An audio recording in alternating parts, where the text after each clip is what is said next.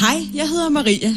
Jeg er spareentusiast, journalist og næsten forfatter, og vil gerne fortælle en historie om, hvordan man bliver næsten forfatter.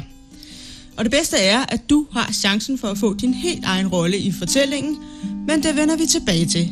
Så lad os komme i gang. Der var engang en kvinde, der drømte om at starte en karriere- og networkingsportal med navn Kuvi. For at få råd til at lave et website, måtte hun spinke og spare, og hun opdagede, at når man er tvunget til at spare, så får man ryddet op i alle de dårlige vaner, der bunder i dovenskab, forglemmelser og almindelig travlhed. At spare er kort sagt en god forretning, og derfor begyndte hun at nedgrifle sine bedrifter og erfaringer. Fremtiden så lys ud, men desværre var de flinke webudviklere, der skulle lave websitet, i virkeligheden en flok bevortede og ildelugtende trolde.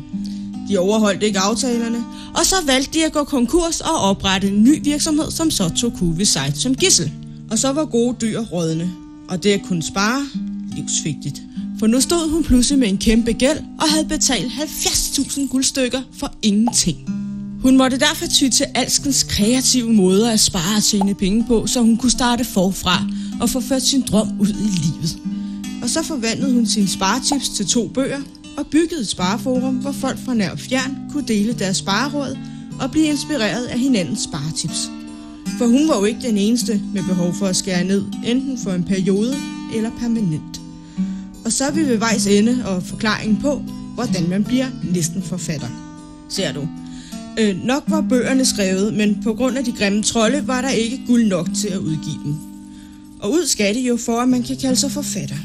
Derfor har du nu muligheden for at spille helten, der sørger for, at historien ender lykkeligt, ved at købe den første af bøgerne, Fattiglus på første klasse.